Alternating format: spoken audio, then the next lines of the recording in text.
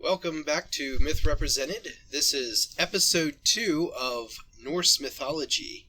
Now it's time we did our creation and even in pictures attempted to put the whole thing together. That was interesting. Slightly unpleasant even. So now it's time we've got everybody set up. As we mentioned last time, we had some of our key gods, the war with the Vanir and the Asir, the Frost Giants, our 9 give and take realms. Now it's time for fun stories. And also we mentioned that we had 3 brothers that helped create humankind and put everything together. And the one everybody knows would be Odin, king of the gods, the All-Father. He's our version of Zeus in this pantheon, was referred to as Master of Ecstasy, rode his grandson, which was an 8-legged horse. That was just a disturbing thing altogether. He loves himself some overzealous warriors. His whole thing was being god of war, wartime, warfare, just murderous fun was his game.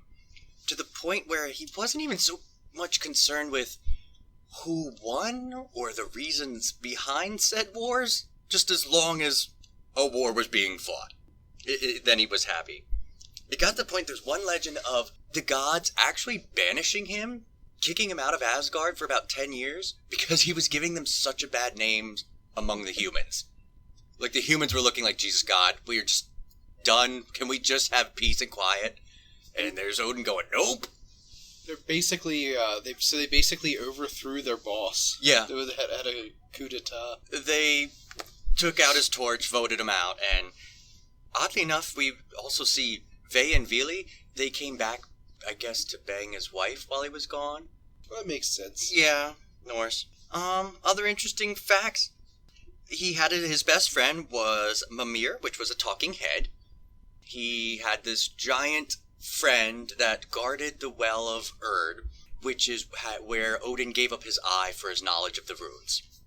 He went to this well. This giant said, you gotta give your eye. And Odin's, Viking badass, plucks out his eyeball, throws it in the well. Then later in the war with the Vanir and the Asir, somehow Mimir loses his head. I think Odin spits on it and then puts some herbs on it, rubs it on, and then basically carries it around, and whenever he needs some good big brotherly advice, he goes and talks to said severed head. Normal. What kind of herbs do you mix with spit and rub on a head that it no longer needs a body? How is it that the entirety of a body can be replaced with some saliva and foliage? Magic. Damn it, magic. We also have his wife was Frigg. She was the goddess of wifely duties. This was very not feminist. She was the barefoot and pregnant goddess. She was cooking, cleaning, but oddly enough, she had one other duty, or kind of power, and it was that she had the power of prophecy and could tell people's futures, but she wouldn't. What? She was the goddess of prophecy and also refused to tell anybody their prophecy. That's like kids going, I can, I just don't want to.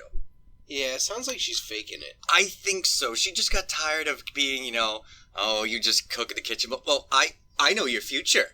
All right. What is it? I don't know. I have to go bake these muffins.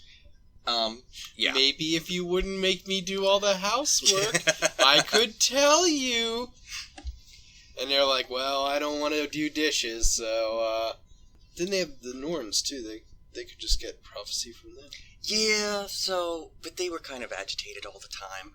Oh, it sounds like everyone was really irritated. Pretty much. Now, Frigg did possibly have, something else going on the side, like a lesbian lover. There was her companion, I believe, Aer. She was pretty much the doctor of the gods. She was a healing goddess, but they were always together and referred to as companions and such. She also had attendants, Hlyn, Gna, and Fulla, protection, messenger, fertility. So Frigg kind of came with this little posse of women. So she at least wasn't ever bored. She had friends. I guess it was kind of like a Sex and the City. They went out for martinis, bitched about Odin and all that. So I would watch that. That'd be fun. A good legend with Odin. The origins of poetry. So, after we talked about this war between the Aesir and the Vanir, after to seal the deal, to make a peace treaty, all the gods chewed some berries and spat into a big vat. That's how you do. Now, you'd think that would, okay, you all spit in a vat, shake hands, walk away. Well, they did, and out popped Kvasir, the spirit of knowledge. Apparently, when a bunch of deities spit, it becomes a sentient, sapient being, and is basically like their new magic 8-ball. It is this thing that it has the knowledge of everything. You could ask it any question, and it's going to tell you. Yes, one thing I've noticed in a lot of mythology, a lot of things don't make sense, but there seems to be an unwritten rule that when you're a deity, there's no telling what will lead to what. You might be washing your feet and another god appears. You might be taking out the trash and suddenly you've created a new realm. It's just kind of this odd comedy of errors. They spit into a bucket and a new prophet, an oracle comes out. Yeah, and it's not like it was intended. This wasn't the purpose of spitting in this bucket. It just happened. Everybody was they were all kind of shocked, like, oh. I want to run a Dungeons and Dragons campaign where just random crap happens, where everyone plays gods and has no idea what's going to come next. Now this Kvasir guy, I guess, I don't know if he just floated around this bucket, but the gods left him alone. Alright, no problem. Except one day, 2 dwarves came along. These dwarves were bored. I guess they didn't have gold to be making at that exact moment in time. So they decided, wow, this is kind of cool. We can ask him all these questions. Problem was, apparently these dwarves were insanely stupid. To the point where the questions they asked were so dumb that Kvasir drowned in the essence of his own knowledge. Basically, the flood of stupidity that flew out of these dwarves' mouths made him go insane and drown and die. So, you have these 2 dwarves going, uh-oh, what do we do now? Well, why not? They took him, ran off with him. They cut him up and put him into 3 different pots, added honey and herbs, and literally made mead out of the poor bastard. What? Okay. Logic. So they figured, hey, nobody's gonna miss him, we're gonna, chop him up, and they made mead out of him. Now, you would think, okay, they just turned him into meat so nobody found him. No. I mean, at least, like, a stew or a roast or something that would make sense, but you don't put meat in a... Go on. Well, instead of just keeping him there, these dwarves, again, ran out of something to do, and they're sitting around, and they started to drink him. Let's drink that guy we killed. They got trashed off of murder. So, problem was, this guy apparently had friends, I don't know, some giants came along. These dwarves are getting completely blitzed on dead guy mead, and there's a knock at the door. And next thing you know, they open it up, and there's a giant. There's a Jotun, a frost giant. And he's like, hey, I understood you have this very awesome mead. I don't know how he found out. And the dwarves are like, yeah, come on in, have some. Psych! And they murdered him. Why? So now they're wanted for murder and then murder again. Oh, problem is, this giant they just murdered, they murdered the shit out of him, probably turned him into some sort of furniture, sat on him, continued to get wasted. A couple hours later, knock, knock, knock, open the door. Well, apparently, the giant that they killed first had a son, Satung, who was slightly / massively larger than the last guy they killed. And now they are completely gone and going, crap, we ain't gonna win this one. So, they just, here's the mead, take it, bye, leave us alone. So, Satang goes, alright, I've got this mead, now it's mine. He decides he's going to hide it. So he puts it in a mountain, has his daughter, Gunlad, go in this mountain, stay there, and guard it. This must be really good mead if you're taking your daughter, throwing her in the mountain, that is now her only job is to guard this. So fine. Now by this time, the Asgardians have realized, hey, this guy went missing. Somebody just made this really awesome mead that you kind of get crazy awesome off of. We need to get this back. So Odin decides he's going to turn into a snake, wiggle down into this little mountain, crevice, whatever, sees this chick there, goes, alright, turns to some hot dude, and proceeds to hit on her, Now, I guess she wasn't falling for his pickup lines because it took him 3 days. He hit on this poor bitch for 3 days. Well, he's persistent. Yeah. Until finally she's like, alright, let's get trashed. I just imagine the whole time he's just there like, come on. Come on. Come on. For 3 days straight. Anybody would give in. So she gets out the alcohol. He proceeds to drink it all. Turns into Odin, drinks it, turns into a falcon, and flies the hell off going, ha ha, gotcha. So now he's full of all the mead. Not just some mead, he's got it all. At this point, Satang, the girl's dad, goes, well shit, there goes my alcohol supply. Turns into a bird, chases after him. Now apparently in this complicated flight back to Asgard, Odin dropped some. He spit out, their little dribbles of this mead fell. And whoever it landed on became instantly master poets. That's where poetry came from. As soon as it hit these people on the head, whatever. Because I really hope you weren't just sitting around with your mouth open, waiting for something to fall. Birds, all the mouth breathing stargazers suddenly became poets. So it turned out he got back Satang, or he was much faster than Satang. Got back, spit it into a vat, and the mead was now back with the gods. And then it was at later times given by Odin's choice to certain people. And something about it, if you touched it but weren't worthy, you just became practically illiterate. It actually had a reverse effect. Very, very strange. But yes, so if you're a poet, it's because you drank some bird spit that was actually mead, that was actually a sentient creature that was made out of deity spit and dwarf murder. Murdering dwarfs, yes, that's a key ingredient. Well, at least they didn't come up with some stupid convoluted origin as to where poetry came from. Now, everybody knows Odin, but again, there's somebody probably more popular these days, Thor. Now, we'll talk more later in the next episode with pop culture references. Norse Thor, not quite what we know today. He was known for a short temper and red hair, a short fuse. He had a magic belt of strength. If you looked at him the wrong way, he'd knock your face in. He had a glorified oven mitt. He had a wife, whose name was Sif, 2 sons, Magni and Maddie, and a cart drawn by giant goats, big rams. I believe Tooth Gnasher and Tooth Grinder, their names translated into. Pretty badass. Now, again, Thor was this big a temper, but he was the protector of the mortals. You needed a frost giant smashed, this was your dude. He would smash them and then continue to smash the hell out of them. They would just be not frost giant pieces, they would be frost giant pulp all over the place. So, we have one night, Odin and Sif, his wife, in bed sleeping. Normal night, no problem. Except Loki decided that it would be fun to sneak into their home and just cut off Sif's hair. Her hair was known for being as golden as wheat.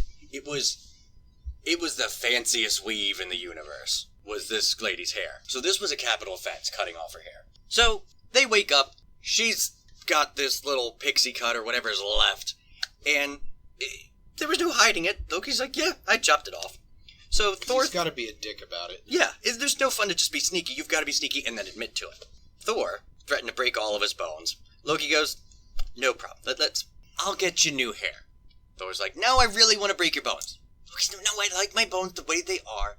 I'll get her better hair. Everybody's like, how, what, whatever. Let's just see what this asshole does.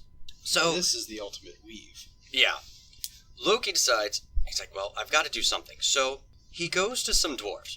Dwarves just sit around, waiting for somebody to ask them to make something, no matter how ridiculous. Out of gold. Out of gold, mainly.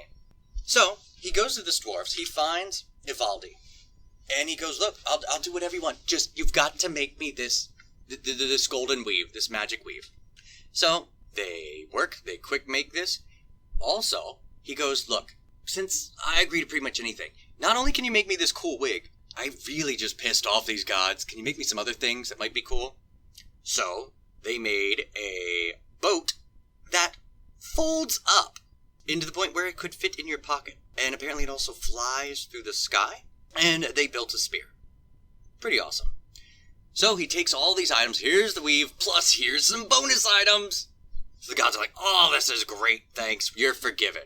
I still probably would have broke his bones, personally, but whatever. But the story doesn't end there.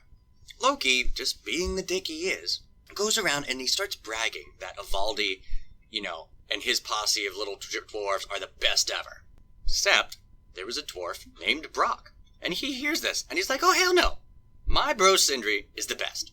So, Brock went to Loki and bet his head that his brother was better. So he goes, look, Loki, my brother's better than Ivaldi. He can make you anything. If he can make anything to woo the gods, then your head is mine. And vice versa. Loki's like, oh, I got this. Not because Loki, thought he could actually win. It's just Loki knows he will always cheat. So, Brock gets Sindri, and it's like, all right, we're going to go to work. We're going to make some really cool shit. So Sindri went to work with Brock manning the fire. That was his job. Loki, again, being a dick, decides he's going to turn into a fly and just torment the ever-loving shit out of him. This guy is standing over the bellows, just trying to get this stuff going, and he's constantly stinging at him, just buzzing in his ear. So, but even though Loki cheated, Sindri still won. He made 3 items. 3 almost as important items as these other, the ship, the weave, the spear was the spear of Odin that never missed. The first thing that he made was Drafnir. It was a gold arm ring. Alright? It's a ring of gold. It's got it. There's always a magical catch. You can't just make a gold ring. Does it make you invincible? No. Does it make you fly? No. Laser eyes? No. Visibility? Not even. Huh. The magic arm ring does this. Every 9 days, like Sonic the Hedgehog running into a spike pit, launches out other golden rings. So you have this little armband, and every 9 days, just ding, ding, ding, ding, ding, ding, ding, oh, pshing. The sound right from Sonic, I'm sure. All these rings just splatter out. Jewelry that procreates. Yeah. That is pretty amazing. That is pretty dwarf, too. Gold that makes more gold. It doesn't get much more Norse dwarf than that. One-track mind, those dwarves. Then they decided, hey, you know what's pretty cool? Boars. Wild boars. They're pretty badass. Yeah. It's hard to improve on a killing machine like that. Unless you make it out of gold. Yup. Made a fucking golden boar. Just cuz. And then one of the gods of his phrase, like, yeah, I'll take that. Odin goes, yeah, I want that ring that makes more rings. But the best, and the part where Loki kind of got to Sindri, was he was working on a hammer. Supposed to be a big hammer. Of course, this hammer would turn out to be Mjolnir, Thor's hammer. The thing is, according to legend, the handle is too short. Because he was tormented by Loki. He had to pull it out too soon or something. The handle ended up not only being too short, but for some reason eternally hot. He didn't get to cool it, and not like, things would just cool on its own. So Thor actually had to wear, like I said, specially cooled, a magical oven mitt, so he could just hold. But even despite that, the gods are going, what that was about. Yep.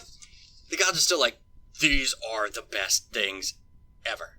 So, here you go. Here's Loki, cut off his head. They're all this little dwarfs. He's got his axe, which I'm sure is probably 6 times bigger than him and probably gold. Swings it back, and Loki's like, no, I found a loophole. Like, everybody I can just imagine all the gods, just this collective, not again. There's just this sigh constantly around Loki. I said I bet my head. How you going to take my head without touching anything else? Everybody just stops for a second. Like, we're going to chop it off. Loki goes, yeah, but if you do that, you touch my neck. That wasn't part of the deal. So they freaking had to come to a standstill because you couldn't decapitate him without touching the neck. So through that little loophole, Loki got to keep his freaking head. But Brock still got kind of the upper hand. He basically just ran up to him, put him in a fucking headlock, and sewed his mouth shut. Like, if I can't take your head, you're going to at least shut the hell up. But as we know, that didn't last long, I'm sure. So that's he would have made a great lawyer. Yeah. To say, I wouldn't have thought that. I would have just went for his head. Nope, it touches the neck. So we'll give Loki credit for, yeah, he could be a mad lawyer. And I believe, speaking of items, the things that dwarves like to make. Items of gold. Yup. Jewelry items. Yup. all the goddesses apparently had beautiful jewelry, fine necklaces and torques and whatnot, but Freya did not. Freya, according to one legend I read, was a favored concubine of Odin, or he had some relation with her, and apparently didn't lavish her with the sort of gifts that the other goddesses got. So she was walking around being kind of jealous and thinking, well, I should have something. She's looking about, and of course she thinks, well, the dwarves, they know how to make everything gold. So she goes looking for these 4 dwarves, Dvalin, Alfric, Berling, and Grer. And she says to them, hey, you guys like making stuff out of gold? And they're saying, yeah. Collective hell yeah! That's all we do. It's all we live for. We're just sitting here waiting for someone to want something made out of gold. We'll dip a live squealing hog in a pot of gold for you, lady. So, after probably about 3 seconds of coaxing, she convinces them to make a necklace. And they're like, oh yeah, we'll make a gold necklace for you. She's like, all right, how do you want me to pay you? I have silver, I have more gold. And they're like, well, you know what? There are other exchanges that could be made. Wink, wink. Nod, nod. Looking at each other, giggling and hitting with elbows. So they said, oh, why don't you spend the night with each of us? You know, Netflix 4 consecutive... Yes, Netflix and chill for 4 consecutive nights with some sleazy, skeevy dwarves. And she figured, I really do want this necklace. So she made a bit of a trade, a couple of pearl necklaces for a gold one. Oh, Jesus. And after all was said and done, she got her necklace, said, this is great, this is fabulous, this is, I'm going to need a couple hot showers, scrub down, have to burn my clothes, but I got a nice necklace. And she goes back home, she's all happy. But she's kind of tries to keep it on the down low, but you can only keep something on the down low for so long when you have a conniving, gossipy little bitch named Loki running around, apparently mouth currently not stitched shut. He somehow finds out about this, probably heard it from Ratatoskr, the squirrel who spreads rumors, and he says Odin needs to find out about this. Runs off to Odin. He's like, Odin, you know Freya? Odin's like, oh yeah, I know Freya. Ah, yep, I'd like to bang her. And Loki says, well, you're going to have to take sloppy seconds 4 times over, because she already slept with these 4 dwarves in exchange for a necklace. And he's like, damn it, that's what I was going to do. I wanted to have sex with her. Loki's like, yeah, didn't we all? But hey, that's neither here nor there. And Odin says, we should take that necklace from her. Loki, eyes light up like the dawn, and he's like, oh, are you seriously suggesting that I be a dick? And he's like, yeah, just this once. I'm going to go ahead and say be a dick. And he's excited. He officially has permission to be an ass. So he goes running off, goes to her house. Now when she sleeps, she's got her hands over this necklace. She does not want to let it go. She does not want to have to bang those dwarves again. Absolutely. She worked hard for that necklace. She did things that, she's not letting it go. She's sleeping with her hands clutched on it. And he's sitting there all creeper-like, leaning over her bed, going, damn, what do I do here? Oh, I've turned into a fly before. That was good for annoying and buzzing around people. Turns into a fly. Starts buzzing around. She's doesn't really react at first, so he starts going all in her face. And she starts swatting. She doesn't wake up, somehow, but she swats at him and her hands. And he quickly goes back into normal Loki form, grabs the necklace, snatches it off, and runs. Runs to the ocean, and he turns into a seal, because seals can swim pretty damn fast. And then Freya wakes up, looks down. Shit, my necklace is gone. Loki! Gotta be Loki. Wait, Loki wouldn't try anything this bold. Damn it! Odin's gotta be in this too. And I'll bet Loki provoked him into suggesting it. Alright, that's it. I can't rely on anyone around here, except I know a stand-up guy who will help me out. And she goes running off, looks for Heimdall. Oh. Yeah. Says, Heimdall, you're a nice guy. And he says, why, yes, I am. when I'm not going through the countryside having sex with random people's wives. And she's like, yeah. Anyway, Loki took my necklace. And he turned into a seal and jumped into the ocean. And Heimdall's like, well, damn, I guess I'll turn into a seal too. Might as well fight fire with fire. He turns into a seal and goes to fight Loki and has a big seal battle with him. It's epic seal-on-seal action. He fights him as a seal. And I don't know if you've ever seen seals fight. It's like nasty. It's like a headbutt and a bite all at once. Just arr, arr, arr. And they're just...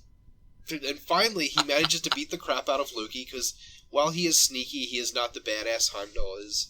And he manages to eventually get the necklace back. But that is just the kind of hell that a lady needs to go through just to get some jewelry in this world of theirs. That's ridiculous. That is quite... The lengths these gods go to. Just to be petty to each other. And especially Loki is just always jealous about everything. It's for sex, jewelry, or beer. Beer? Any form of alcohol.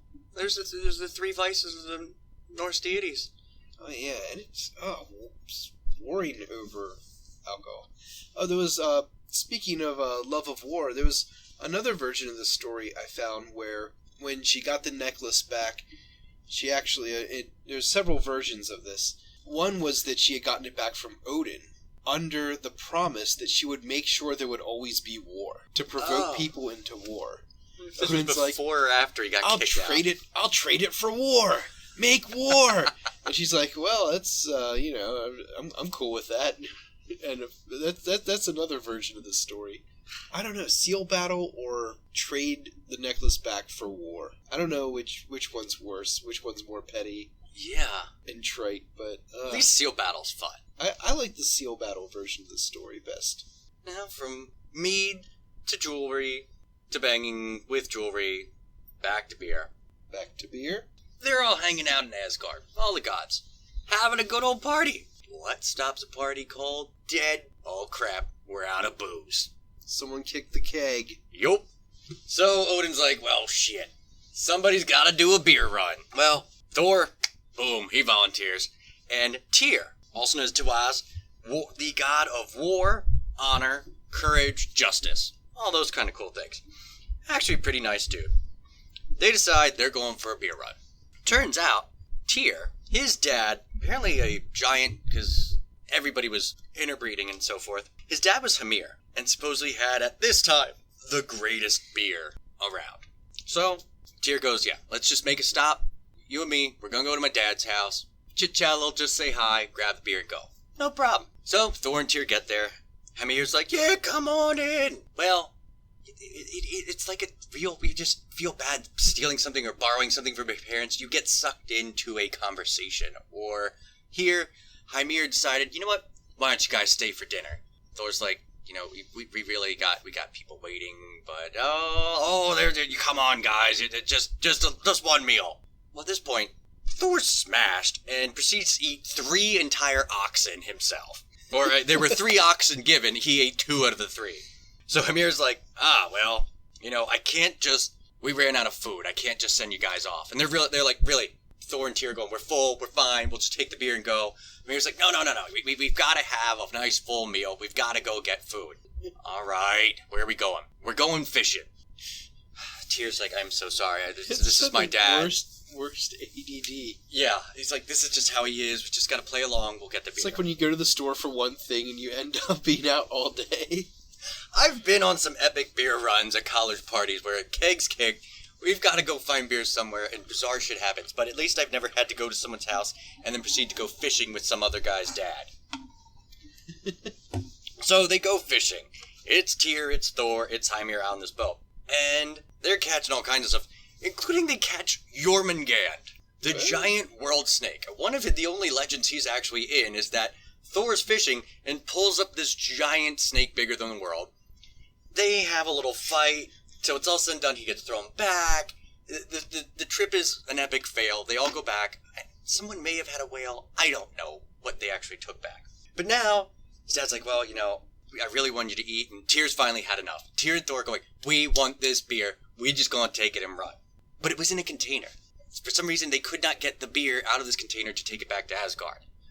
So wouldn't it be easier to take back in the container? Apparently it was latched to the floor. I don't know. They couldn't get this meat cup. So they are trying to break this thing. And finally, Hamir's wife comes along. She just whispers in their ear. She's like, I have a secret. She's like, there's one substance hard enough to break this seal on. Wait, what? She's like, if you throw this cup, this container against this hard surface, it will break and you may take it. They're like, awesome. What is it? It's Hymir's head. Excuse me? This sounds like an epic burn. Yeah. Mom goes, take the container, throw it directly at your dad's fucking head. When it breaks open, and so does his head, grab it and run. So, Thor picks his sucker up, whales it at his head, crashes open, pisses off Hymir. They grab it and run. Meanwhile, Hymir's sending hordes of monsters after them. So it's Thor and Tyr running back to Asgard with monsters coming after them, a keg over their head, and they do at least eventually get back to Asgard safely with said mead. And that would be the first epic beer run of the universe. Once again, some of these things would make excellent comedy films. That is, like, that. The Tyr and Thor beer run is the ultimate buddy comedy. Just put them in a college setting, and it would have been perfect. This would have been an entire movie from running, trying to bash things from some dad's head, from having to go fishing with sea monsters, to getting chased by little demons. Mom that they probably somebody slept with, and that's how they got the secret. It was probably like Stifler's mom kind of deal going on. Yeah, it could have been its own movie. It really does seem like Norse mythology could be a college comedy like Animal House. Now, we have all our little buddy comedies and such mythologies. We have a story now. All of a sudden, things are going to get a little weird, a little darker. They're going to get a little weird. Well, yeah, okay. Just maybe slightly more serious tone. So we have this god, Balder, god of light. Everybody loved Thor because he was the protector. Balder was just the nicest sumbitch in Norse mythology. Everybody loved him. I heard he was also like the god of beauty. He was super, super sexy. Oh yeah, pretty boy, just scruffy in that sexy way, like probably that lumberjack sexual whatever thing going on. Hate that term. Yeah, but I don't he can really use get it. He's about the only one who would truly pull it off. I imagine him in armor and flannel with that perfect beard. So, everybody loves this guy, no problem. Except one night, Balder starts having these bad dreams. And we're talking like bedwetting night terrors. So, the gods are getting a little concerned. They're going, shit, this bitch is about to go dark side or something. Something's not okay. So they go to Odin, the chief, the king, go, this is what's happening. So Odin decides, I don't know where this woman came from. I don't know of any previous legends. But Odin went to this dead lady named Volva in the mound of Volva. Now, Volva is also the word for the name of the base of a mushroom, or is Canadian slang for vagina. Volva, V-O-L-V-A, is not to be confused with vulva, V-U-L-V-A, which I did confuse when Googling it and saw more lady parts than amateur night at a strip club. Yeah. That's what you get. That was slightly terrifying. So anyway, Odin goes back, asks Volva with an O, will Balder be okay? Volva replies, okay. Hela already has a seat with that bitch's name on it in her realm. Like, he is as good as dead. Odin's going, oh. Well, that's not exactly what I was hoping for. So he's got to have, walk of shame back to Asgard to these gods and give them the news. So, that's when Balder's mom, Frigg, goes, you know what? Not today, mushroom vagina lady. You ain't taking my kid. So, she decides that nobody knows what's going to happen. Nobody knows who's going to do it, how it's going to be done, or what the weapon could be. She decides to take it upon herself that, well, somebody's going to use something to kill him. I'm going to make everything, fucking everything, disease, plants, animals, fire, water, this pebble, that stick, and it all has... Broken glass, gluten, pom-poms, peanuts, any allergy, and it all has to promise not to hurt him. So she does this. And she gets every single thing?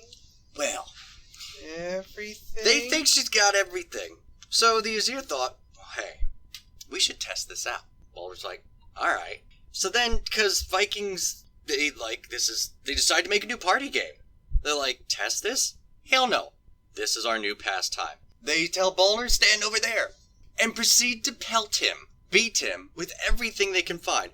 They're pelting him with sticks, rocks, spears. They're taking axes to this poor son of a bitch. And just ping, ping, ping, ping, ping, flying off of him.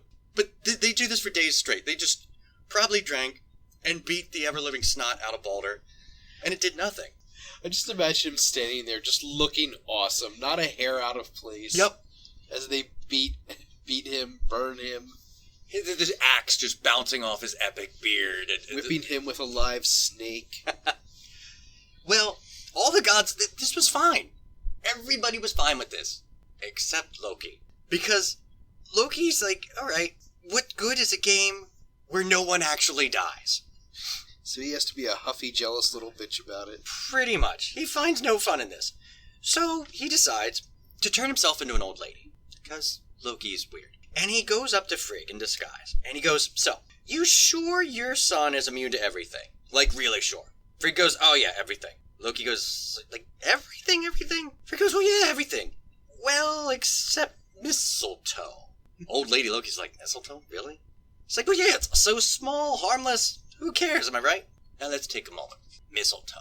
Yes, it is just a plant. There could be more ominous things. But if there's one thing you're going to miss, mistletoe is a parasitic plant. It grows by climbing onto another plant and killing the host plant. And almost all varieties of mistletoe are poisonous in some way or another. If you're going to forget one thing, why not a dandelion? Why not freaking pocket lint? Not just, oh, that plant's harmless. No, that plant is known for death and destruction. I mean, it's a parasitic poisonous plant, but I figured, what are the chances? Yeah. So, Frigg, just saying, you dropped the ball on that one. Loki now knows Baldur's one and only weakness. So he goes, and he whittles a stick, whittles an arrow out of mistletoe. He goes, well, now I can't be the one to do this, so here's my plan. He goes up and finds this blind guy named Hod. He is a god. He is blind. He apparently likes to shoot bow and arrow. So Odin goes, hey, got some. Hod's like, dude, I'm blind. What the hell am I supposed to do with this? Loki goes, I got this. Just don't worry. He takes the arrow, puts it in the bow, and shoots Baldur. And all the gods are like, ah ha ha. But instead of hearing that usual ping, they hear the sound of ow, thud, and screams.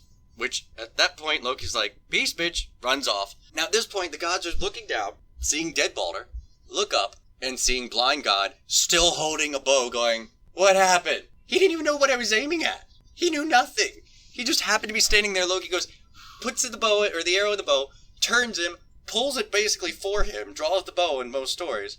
And at this point, so now the gods are going, okay, Baldur's dead. They look up and see this guy still holding the weapon. And no sign of Loki. They have no clue. So, this was bad. Loki's disappeared, and Baldur's dead. Freaking dead. And they're all scowling at Hod. Now, this just was ridiculous. This was everybody's favorite god. It took them some time, and the gods finally got themselves together and had to have a funeral.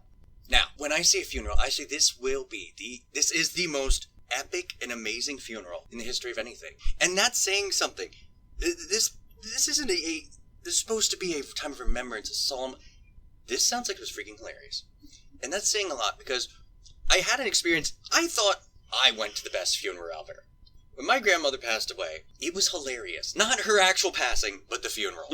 The, funeral director, whoever, the preacher, whatever, forgot her name multiple times, forgot where he was multiple times, started going on some rant about how he used to break into his neighbor's basement and steal their wine as a child, was making comments about they're black people. Oh, good One of my relatives, through marriage, was black, and was not impressed, rightfully so. At some point, somebody tripped and, punted with their knee the casket. One of my cousins came out of the closet. Why at this time, I'm not sure. One other aunt decided she was going to take pride in telling everybody that she was the one taking care of my grandmother for the last few months of her life. it was basically like this freaking free-for-all of insanity, fighting rivalries, because by that side of the family, there was his, hers, and ours, half-brothers. Some of my aunts, half-uncles, you know. It was bizarre. But it was hilarious. Me and my one aunt proceeded to sit in the back and laugh hysterically the entire time as we're watching some homo prance in one area, this pastor going on about drinking, people about ready to start fights. I thought this was going to be good. No. Balder's funeral. Are you absolutely sure that your grandmother wasn't Balder? It could be. Balder would have appreciated this funeral. So here we are. They've got Balder on his boat. Got the funeral fire going. It's dark. Everybody's sitting around. At which point, Balder's wife, Nana, just stricken with complete grief, just drops dead. Right there and then. Everybody's like, oh, okay, well, we'll just kind of tuck her on the boat here with Balder. There you go. All right, no problem. Now, remind me never to be around a grieving Thor. This dude was a mess, because Balder was his bud. It was one of his bros. He is hysterical. He is nuts. And out of nowhere, there was this dwarf who came, and his name was Lighter, L-I-T-R. And he just runs up to Thor, and he's like, hey, I just want to tell you how sorry I am for your... Punt! Thor, mid-sentence, punts this dwarf straight into the fire. Aye! And now we've got 3 bodies on the funeral pile. No explanation. This poor dwarf, pretty much his own legend, was to walk in front of Thor at the wrong time and get punted, kicked like a friggin' football directly into the fire. Well, we all have a destiny. Yeah, we will. I do believe it's an old painting that we can throw on the website. We're going to put this probably on Facebook. There is a picture. There is a painting. I don't know how old, I forget. Oh my god, look it up immediately. The dwarf's name is L-I-T-R. We will try and post it on our Facebook page because it's hilarious. It's a little cartoon of pretty much Thor's foot out and this dwarf, like, mid-kick, aimed for the fire. It is hilarious. How's his name spelled? L-I-T-R. Now, at this point, your boat now has Balder, who is apparently a big dude, his wife, who could have been a big chick, and this tiny dwarf. The problem they have now is they can't budge the boat. They've got this flaming boat full of corpses that they can't shove off into the ocean. So all the gods are like, well, now what? So I don't know who had her number in their phone, where she came from, but they called Hirokin, which translated to withered by flames. Now let's paint a picture. Hirokin was a giantess, a large female giant. And did she walk? No. Did she take a Segway in? No. She comes bounding out of the woods towards the beach on a giant wolf, using 2 giant poison-spitting snakes as bridles, as her handles. So you've already got, Here I am taking the bus like a chump. Yeah, you've got this funeral, it should have been normal, now you got dwarves flying in fires, bitches dropping dead, the boat won't budge, and now you've got this giant who looks like she's charred, riding a giant wolf with snakes that are spitting poison as she goes. She goes, I got this. Pushes the boat, boom, out the ocean, she's off. So, ultimate badass right there. That ends the amazing funeral. But that's not all of it. That's the funeral part. They've now kind of grieved / I don't know what you do after a funeral like that. Don't go around any dwarves. They decide to send Odin's one son, Herman. And he gave him Sleipnir, the 8-legged horse. And they go, you know what? We may have mourned him, we may have had his funeral, but that doesn't mean we can't get him back. Herman, you're going to the underworld, to the realm of hell, and you're going to get him back. Fine. So, Herman goes down, crosses the bridges, goes everything, gets past Garm. Hell goes, you can have him, fine, on one condition. You're telling me you want him back because everybody loves him, you have to prove it. You can take him back, but everybody in Midgard has to cry for him. Everyone must shed a tear of joy that he's back, or sorrow for the fear of losing him, whatever. Now, we have seen Loki do some fucked up shit. Loki is usually referred to as a trickster god. Across mythologies, trickster gods are usually referred to as, or looked as, it was a trick played with a lesson learned. You'll see Coyote, you'll see Crow, you'll see Anansi. They're kind of a poet, they're sort of poetic justice people. Yeah. They Although have... in Anansi's case, the poetic justice is also often on him. But we'll get to that at another day. Most of these tricksters are a benevolent, kind of joking teach a lesson. And that is what Loki initially kind of started as in Norse mythology. But very quickly, his tricks turned much more dark, to the point where it now, as in this one, involved not only murder, betrayal, lying, but then this is what sealed the deal. Now, he got his way. He had Balder killed. He ruined everybody's day. It led to the death of numerous people. The Loki that we maybe would have started with in early mythology would have ended that fine, let him come back. But no, Loki has turned, because when they're waiting for everybody to cry, he turns back into that old woman, who is going by the name Thok now, because when he dresses in drag, he goes with the name even. He just sits there as this old woman and goes, not gonna do it. I ain't crying. So, because of one person not crying, Balder had to be sucked back into the underworld, dead as a freaking doornail, and that is the way he stayed. He just keeps getting more and more spiteful. Yes. Now at this point, though, the gods still don't know what's going on. They still don't know what exactly happened. And they don't know Loki was the one who they have no idea who they go to look for this old woman, apparently, or have no idea. They just don't find her. So they don't even know why. Not only why was he murdered, but why was he stripped of the chance to come back. So after a while, the gods decide they're going to have a great feast. It's been some dark times with what's going on. Nobody knows what's going on. Gotta have a little party to lighten things up. And this is where Loki just completely loses it. Loki shows up. Now at this point, no one suspects Loki, which, why you wouldn't suspect this asshole immediately. He shows up. The problem is, too, what I failed to mention is that because no one was caught Loki was not caught for the murder, the closest proof they had of the murderer was Hod, who was innocent. But according to their Viking law, it was a life for a life. And because they could not they even left it that, you know what, Hod, we're not doing anything to you yet because you're blind, we don't see how this worked. We have a chance to bring Balder back, which then this vow is null and void. But when Balder got stuck back in the underworld, they had to they killed Hod.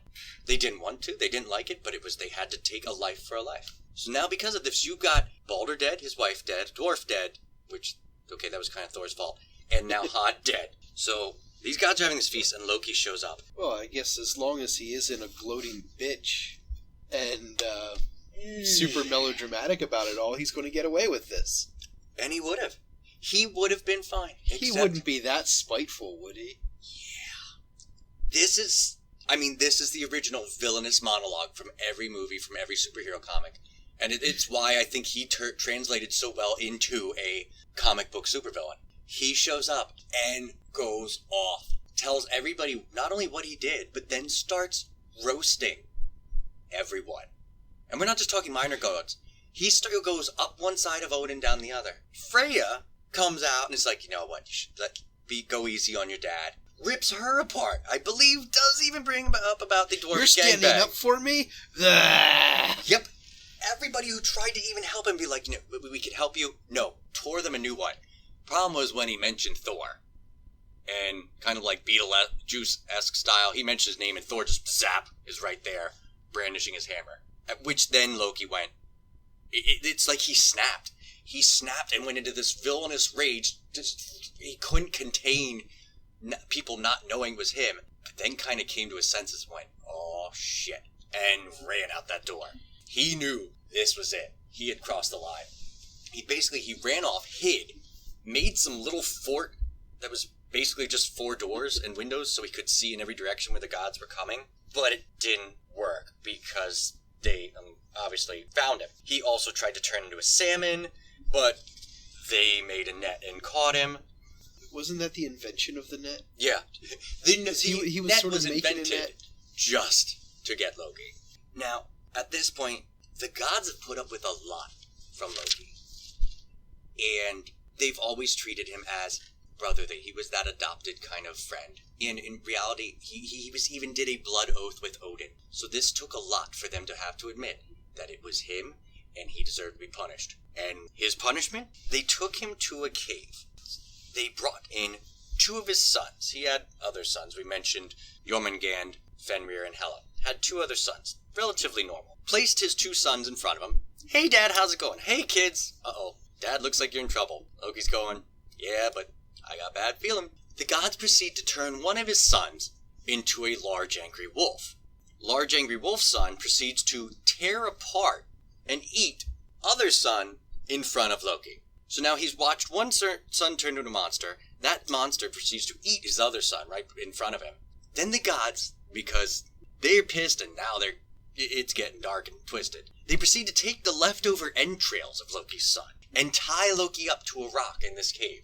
They then get one of the goddesses, I believe the goddess of skiing, I can't think of her name at the moment, gets a giant snake to hang over him and drip poison on him.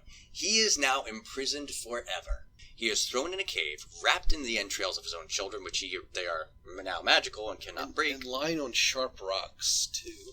Oh, even better. Now at this point, somehow there was one person he managed not to piss off, and that was Sigyn, his wife at this time, who proceeded to wait in this cave with him and had a bowl and would try to catch the poison. And this is how the Norse explained earthquakes. She was always catching the poison, but she would have to empty the bowl. And that quick action of emptying the bowl, the poison that hit Loki's face made him tremble in this cave in the earth. And that's where earthquakes came from. That is quite a tremble.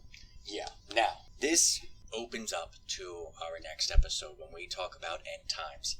This is the stories that have built up. We have seen Loki go from trickster to asshole to raging dick to murderous villain. Some of these stories and things of what he's done, and you'll find out more of his intent later during Ragnarok, makes Satan look like a kitten. So it's very interesting. Again, we'll talk about it with some of the pop culture references, how he's looked at this jovial, this fun, sometimes benevolent thing, when, yes, he may have started like that in original mythologies, but he went dark and went fast, which is rare. You see a lot of, in mythologies, we've seen some characters like Kronos who started, but benevolent and turned very fast. This is a character like a show you're watching for 10 seasons on Netflix, and it's this character that you see their downward spiral until there is no turning back. Like Breaking Bad.